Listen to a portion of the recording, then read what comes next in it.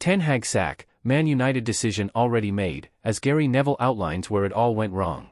Gary Neville has hinted Manchester United may have already made a decision on whether to sack Ten Hag, while the pundit also delivered a scathing assessment of the Dutchman's managerial capabilities. With Sir Jim Ratcliffe's partial takeover now approved, major change is afoot at Old Trafford. Omar Barada has been successfully lured from Manchester City to take up the CEO position. Barada has replaced Richard Arnold, and the coup is widely viewed as a magnificent one for Ratcliffe and Ineos, who have full sporting control at United. Newcastle's Dan Ashworth is the next man in their sights. Ashworth is seen as best in class for the sporting director role, though may cost as much as £20 million to prize out of Newcastle.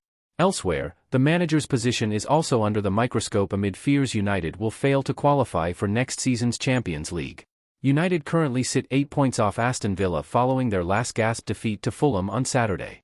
Missing out on the top four would impact United's ability to overhaul their squad in the summer. Ten Hag and Ratcliffe have both publicly talked up the importance of being in the UCL in recent weeks. In the event United do intend to make a change, they'll be by no means the only club seeking a new manager.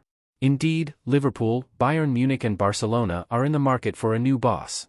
Jurgen Klopp announced he'll step away from Anfield at season's end, while Thomas Tuchel and Bayern have mutually agreed to part ways in the summer. Xavi has also announced he'll leave Barca when the current campaign concludes.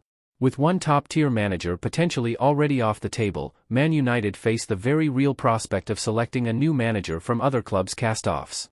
That was a scenario put forward on Sky Sports Monday Night Football during a conversation between presenter Dave Jones and pundits Jamie Carragher and Gary Neville. When Neville was asked to respond, the Man United legend suggested his former club won't repeat past mistakes of sleepwalking into poor decisions they've made several months too late.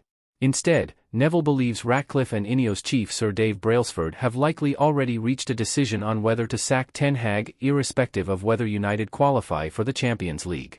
I suspect they've already come to a conclusion already, Gary Neville.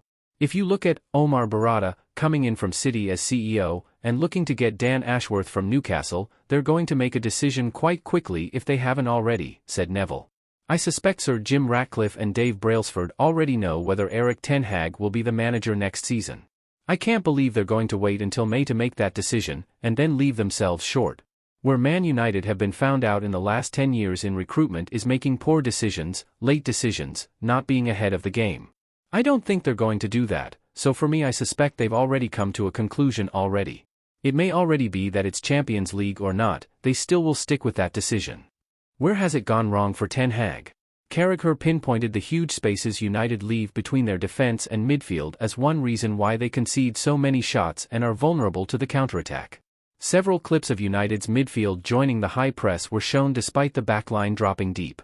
The end result was vast open spaces in the center of the pitch opposing teams can and often have exploited. Neville concurred when delivering his own assessment and claimed a disconnect between the defense and midfield is an issue Ten Hag has had 8 months to address, though for whatever reason, hasn't done so. There isn't anybody who watches Man United, whether you're a fan or not a fan, who knows what they're trying to do every single week, and that is an issue, added Neville. I was just thinking about the first Monday Night Football of the season against Wolves, when you had Casemiro in midfield with Mount and Fernandes pushing up. Those spaces in midfield alongside Casemiro were just drastic. It had been spotted in pre-season as well, in some of those matches.